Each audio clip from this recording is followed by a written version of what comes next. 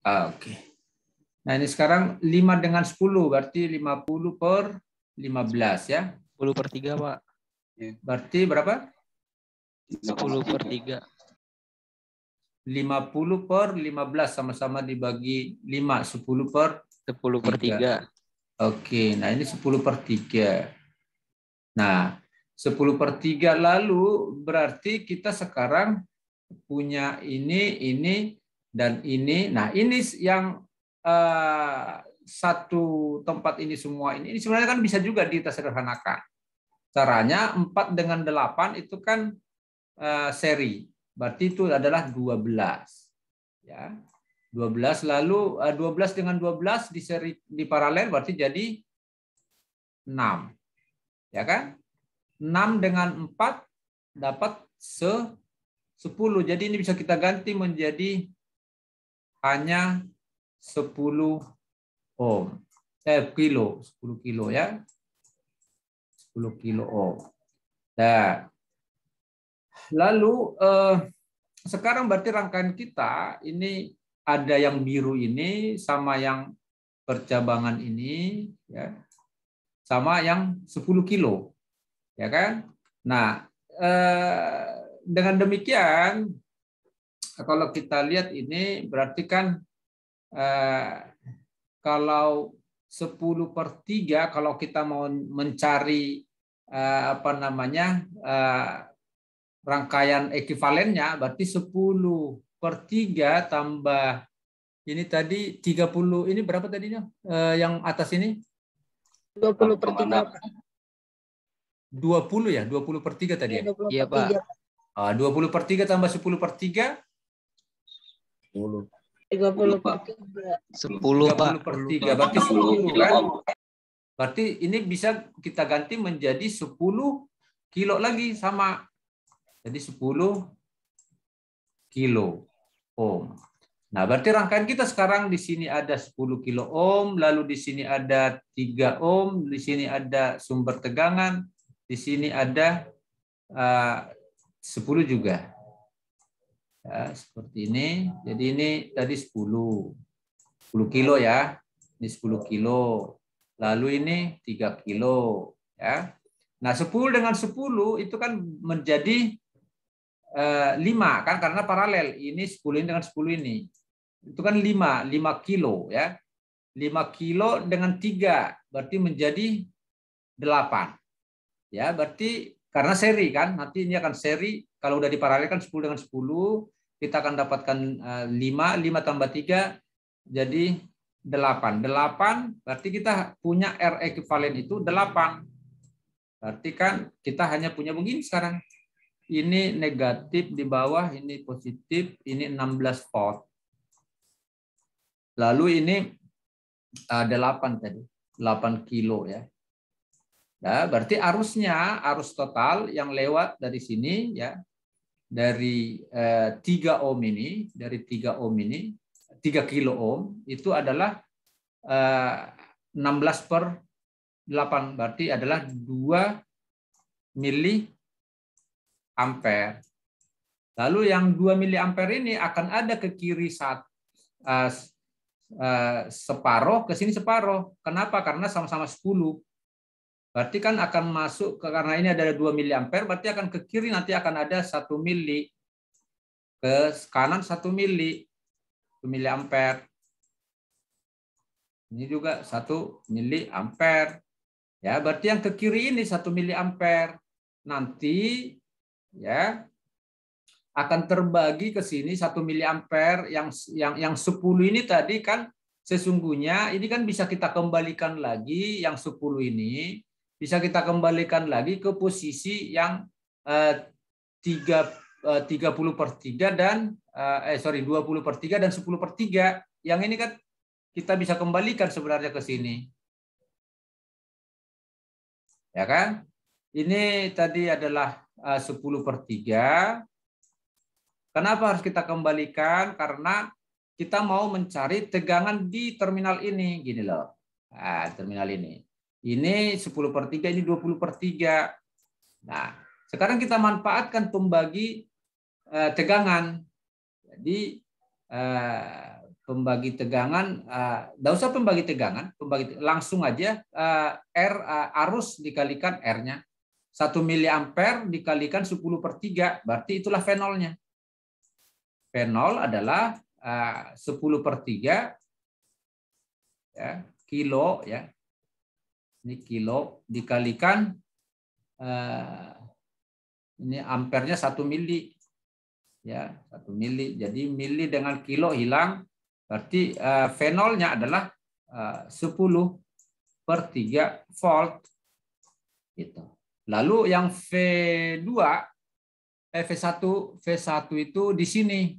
Nah, V1 berarti sama juga, itu yang ke kanan arusnya. Yang ke kanan ini nanti akan melewati yang 4 kilo. Nanti setelah itu baru terbagi.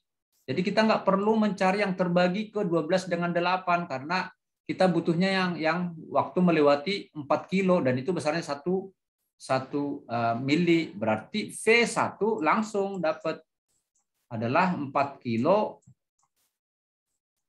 ini dikalikan 1 mili. Berarti sama dengan 4 volt. Lalu yang V2 ya, V2. Nah, ini perlu juga ternyata kita harus cari menggunakan pembagi arus ya, pembagi arus. Karena arus dari atas 1 mili lalu akan terbagi ke 12 kilo dan 4 tambah 8 sama-sama 12, berarti akan terbagi 2 karena sama arusnya resistansinya. Berarti kalau 1 berarti akan menjadi 0,5. Dari mana hitungannya? Ya pembagi arus yang kemarin rumusnya.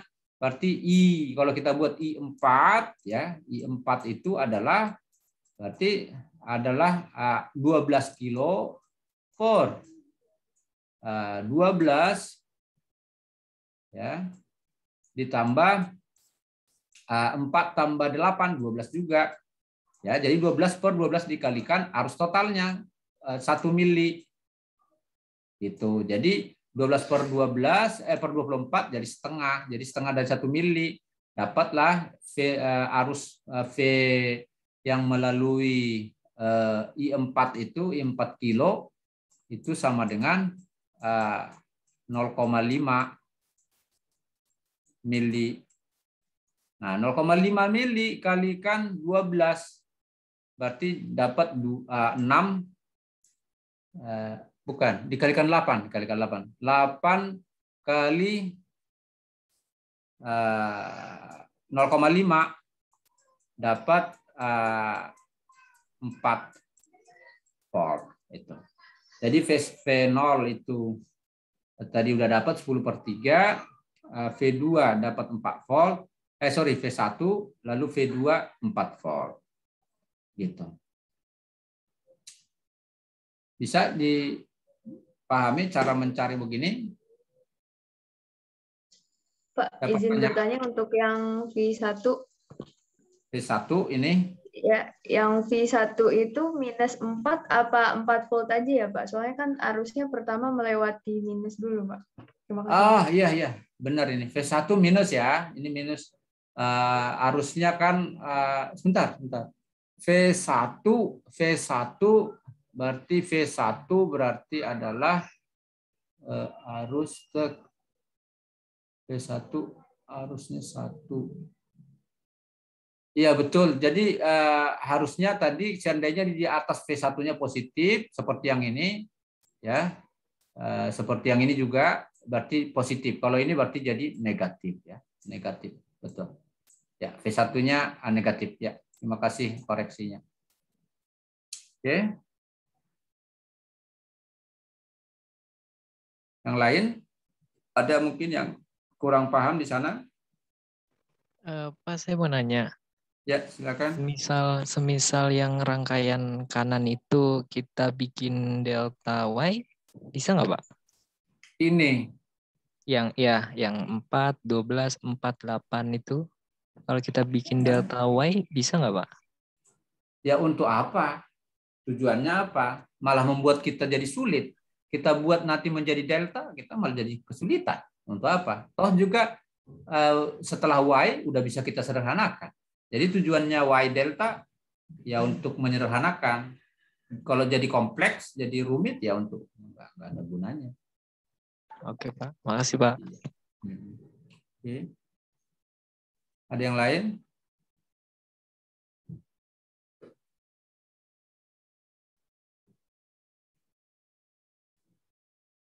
Ada lagi yang bertanya? Nggak ada? Oke, baik. Kalau nggak ada, kita lanjutkan sekarang ke masalah pembahasan itu tadi apa namanya video yang sudah di-share. Mungkin ada pertanyaan dari materi itu?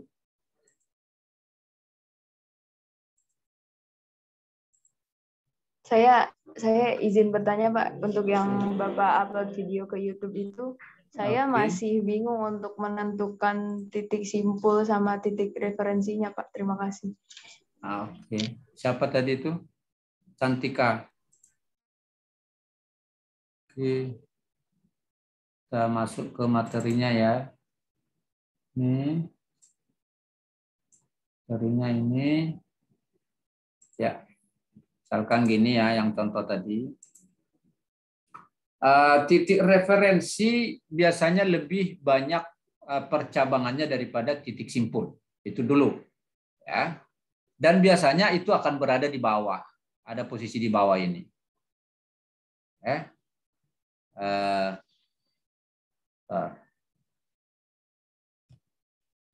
Ada posisi di bawah. Nah, ini kita bisa lihat nih di sini ini kan satu titik simpul ini percabangannya ya. Biasanya yang bawah menjadi titik referensi dan kita buat 0. Kecuali kalau digambarkan dari soal itu berbeda ya. Udah langsung misalkan ini dibuat menjadi titik referensi gitu ya, nggak masalah juga. Kalau udah ditentukan gitu. Nah, tapi kalau tidak ditentukan pada umumnya ini biasanya selalu ada di bawah dan memang ini percabangannya lebih banyak. 1, 2, 3, 4, 5, 6. Yang ini 1, 2, 3, 4, 5. Ya, yang ini 1, 2, 3, 4, 5 juga. Gitu. Jadi titik simpul itu lebih sedikit percabangannya daripada titik referensi. Gitu kira-kira. Ya. Ya, ada pertanyaan, kalau tidak ditentukan, tapi biasanya ditentukan. Misalkan seperti ini juga kan percabangannya lebih banyak di bawah. 1, 2, 3, 4. Ya. Kalaupun sama, ya udah biasanya kita pakai yang bawah menjadi referensinya. Kan begitu. Kalau di sini udah diberitahu biasanya, misalkan seperti ini udah diberitahu ini referensinya. Ini berarti kita pakai menjadi titik simpul. Begitu. Kecuali kalau ini yang kebetulan langsung dihubungkan ke ground. Ini namanya grounding ini. Atau pentanahan. Ya. Potensial dari grounding itu 0. Ya. Bapak izin bertanya, Pak. Ya. Slide sebelumnya coba tolong itu, Pak. Nah, yang di titik A itu termasuk cabang atau bukan, Pak? Bukan. Ini ya cabang tapi bukan titik simpul. Ada percabangan di sini. Misalnya cabang itu ditandai dengan titik hitam bukan, Pak? Nggak harus. Nggak harus. Ya, kebetulan dibuat begini nggak masalah, tapi ini bukan titik simpul. Ini menjadi titik simpulnya. Gitu. Baik, Pak. Makasih, Pak. Ya. Oke.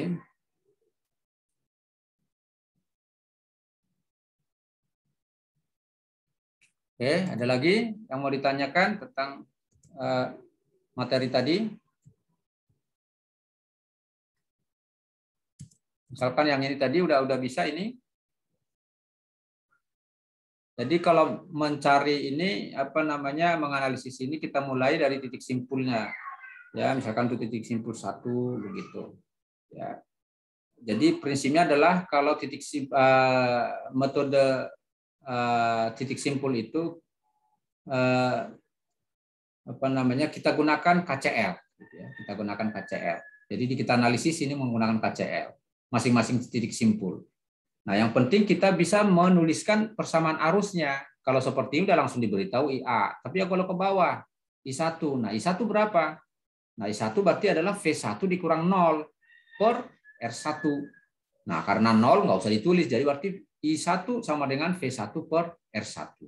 Nah, yang ke kanan, berarti V1 kurang V2 per R2 kalau arusnya ke kanan. Kalau yang kita sepakati bahwa sigma arus yang keluar yang menjadi sama dengan 0. Nah, di V2 nanti juga begitu. Kalau tadi I2 kita anggap ke kanan, berarti kalau kita mau buat arah arus keluar ke kiri, berarti atau minus V2, berarti V2 dikurang V1 per R2. Nah, setelah itu nanti setelah kita tuliskan itu, kita akan dapatkan persamaan. Jadi biasanya kalau dua titik simpul, kita akan dapatkan dua persamaan dan dua variabel. Dengan demikian itu bisa kita selesaikan. Ya, bisa kita selesaikan dengan menggunakan bisa eliminasi, bisa substitusi. Tapi kalau untuk titik simpul yang banyak, sebaiknya kita gunakan matriks. Ya, kita gunakan matriks. Nah, oke, sebentar. Saya tolong ditunggu sebentar aja.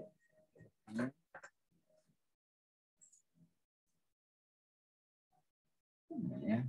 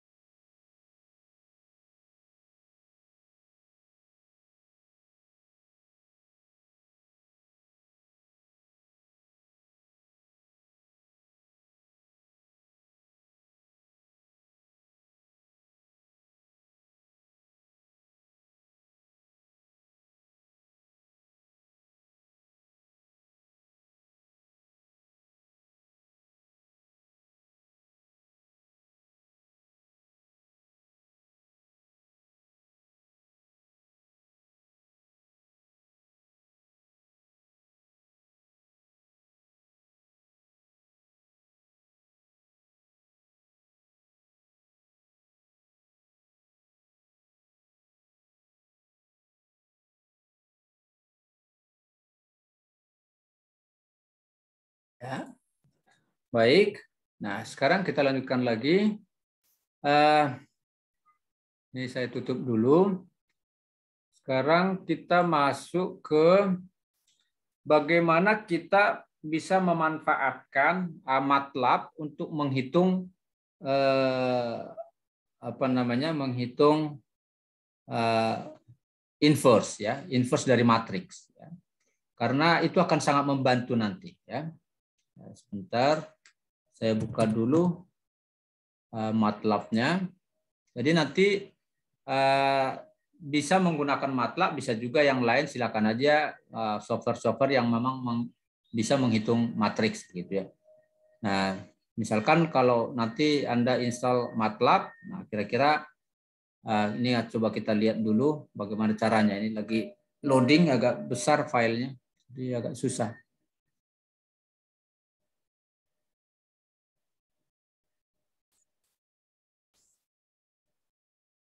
Nah, misalkan tadi sebentar, nodal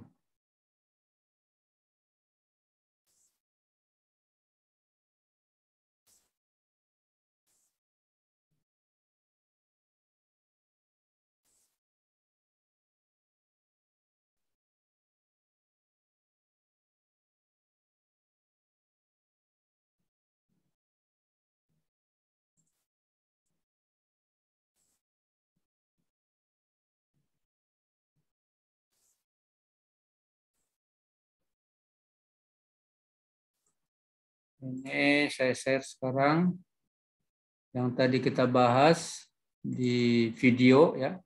Coba lihat yang ada di video tadi, kita punya punya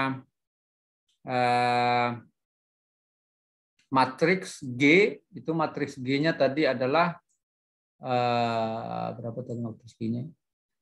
Ini ya, 3, 6, minus 2, 6. Ya. Lalu V1, V2. Kita mau mencari V1, V2. Untuk mencari V1, V2 itu kita harus mencari dulu G inverse ya, inverse dari matriks G ya. Nah, kalau kita bisa mencari inverse matriks G dengan cepat ya, kalau ini cuma 2 kali 2 memang cepat, tapi kalau misalkan matriks 3 kali 3, 4 kali 4 itu akan jadi susah itu ya, jadi rumit itu ya. Nah, dengan demikian ini 3, 6 minus 2, 6 gitu ya. 3, 6 minus 2, 6. Kita coba lihat dengan MATLAB ya.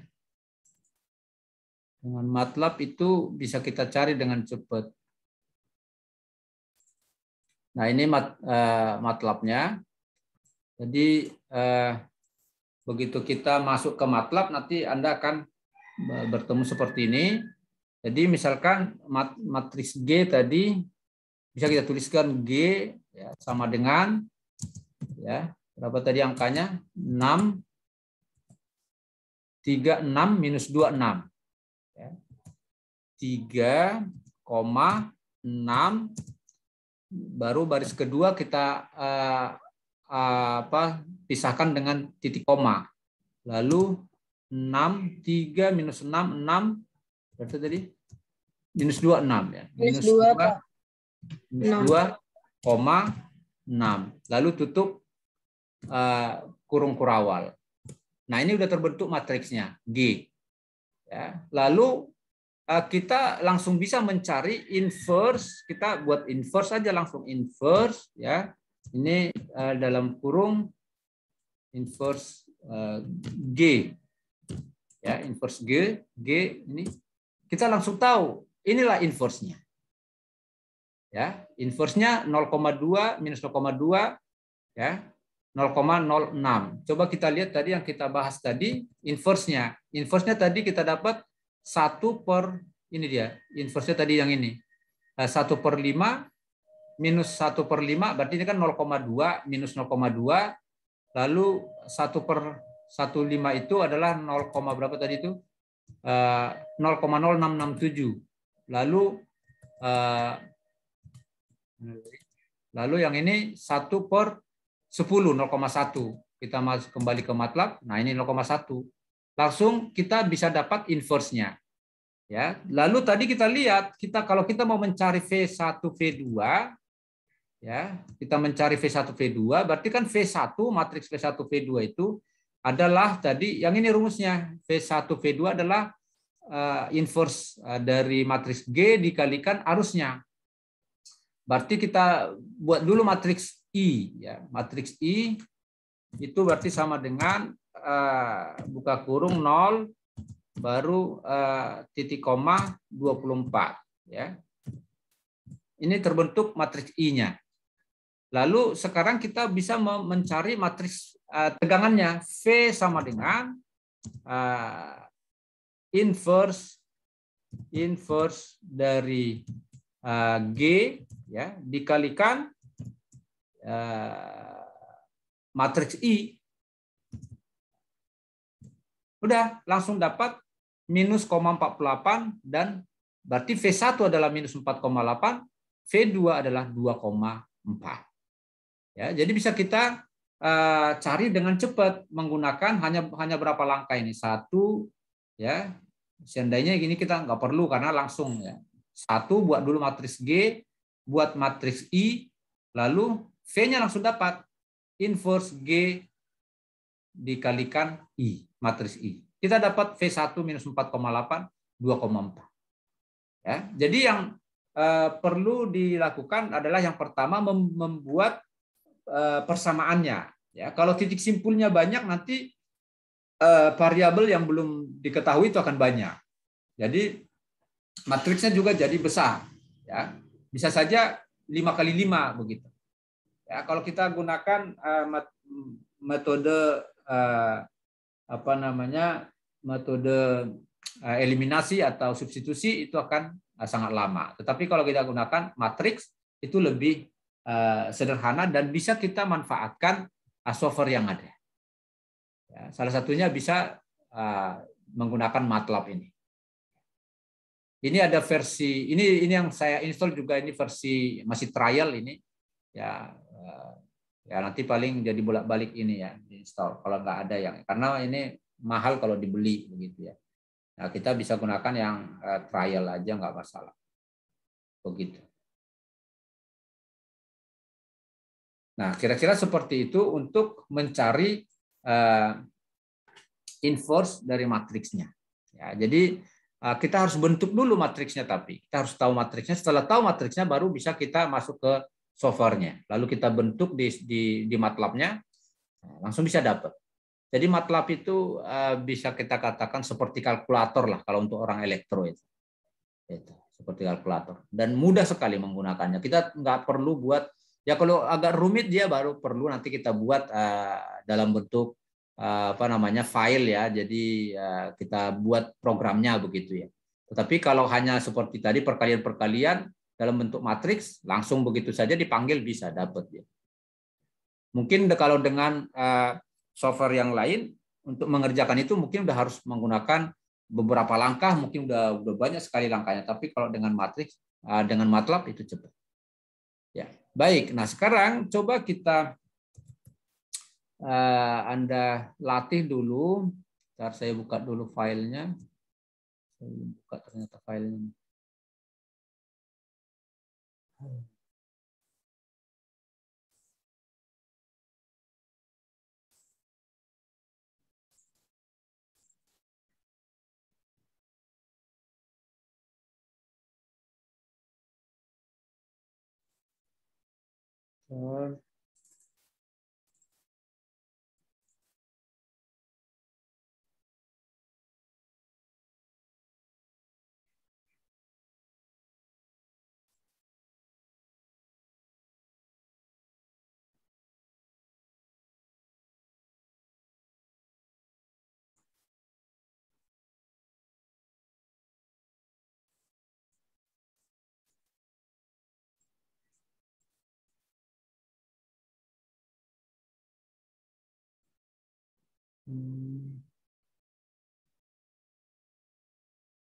Model analysis.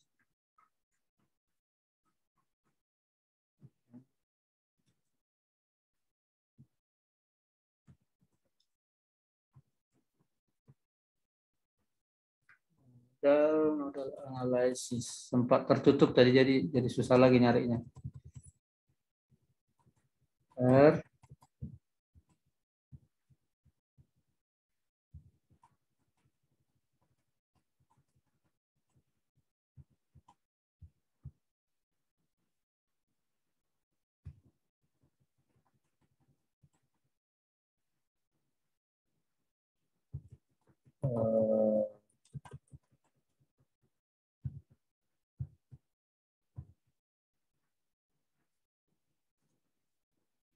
Oke, saya share screen ya, bentar.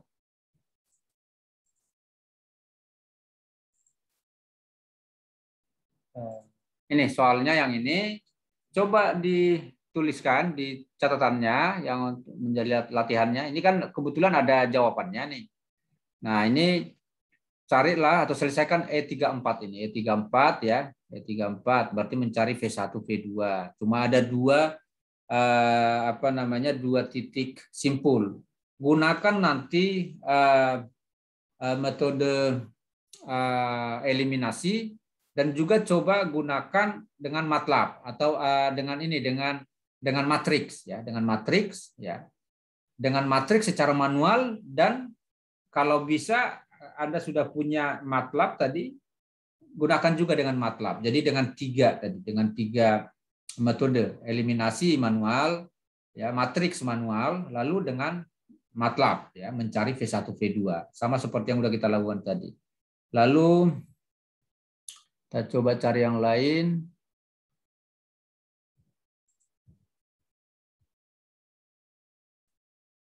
Ini mana ya yang titiknya kalau bisa banyak. Ini V1, V2, V3, V4, V0. Nah, ini cuma 2 titik juga. Nah, ya.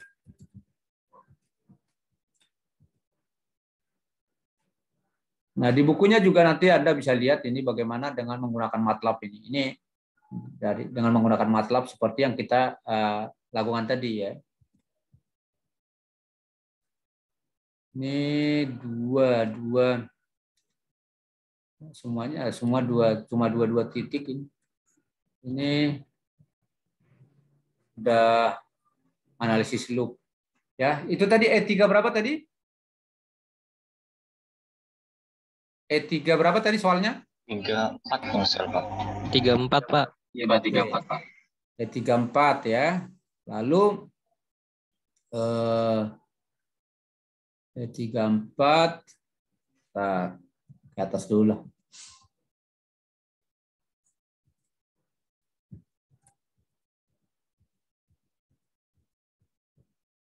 Udah ke bawah ternyata.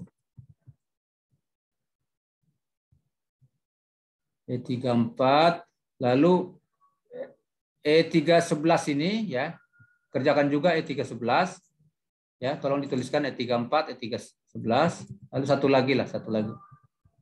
Cari satu lagi.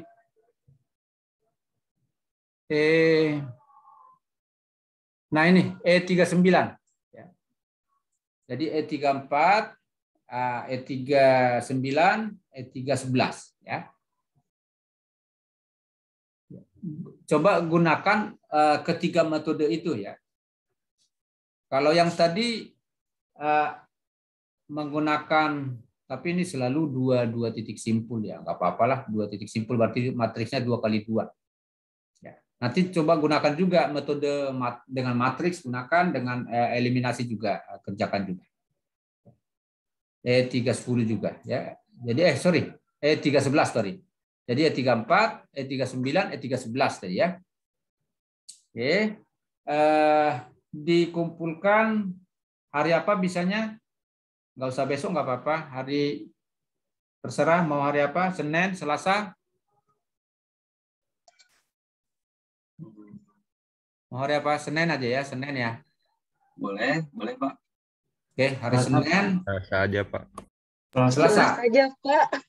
Oke, hari Selasa nggak apa-apa. Hari Selasa itu dikumpulkan terakhir jam berapa? Terakhir sore atau siang atau pagi? Sore, Pak. Sore, Pak. Sore, Pak. Sore jam 4 habis ya. kelas, Pak. Boleh, Pak. Malam. Sore jam 4 ya. Jadi jam 16 Malam. terakhir hari Senin ya. Malam, Pak, malam. Malam, boleh lah. Malam jam 12, Pak. 12, Pak. Pak, jadinya Senin apa Selasa, Pak? Tadi Selasa. Selasa mintanya. Selasa jam 19 ya. Hari Selasa jam 19. Oke, Pak. Oke, Pak. Oke, ya. Oke, Pak. Oke, kita cukupkan ya. Udah paham ya apa yang mau dilakukan ya. Nomor E34, E39 sama E311 dikumpulkan hari Senin jam 19. Nanti linknya saya kirimkan lagi. Hari Selasa, Pak. Sorry, hari Selasa jam 19. Ya. Oke, Baik. Pak. Ada pertanyaan lagi? Nggak ada? Bapak itu berarti tadi pakai yang eliminasi Ya. matriks sama yang MATLAB juga, Pak? Ya, jadi matriks yang MATLAB itu sebenarnya matriks juga. Ya matriks juga. Cuma kan hitungannya kan lebih cepat. Jadi nanti tunjukkan juga di screenshot aja kalau ini seperti tadi yang di buku itu kan, di screenshot gitu ya. Oke, makasih, Hasilnya kan Pak. nanti bisa terlihat. Oke, kalau sudah tidak ada pertanyaan, kita akhiri sampai di sini. Sampai jumpa minggu depan. Terima kasih. Selamat sore. Sore, Pak. Sore, Pak. Terima kasih kembali, Pak. Terima kasih. Terima kasih, Pak. Selamat sore kembali, Pak.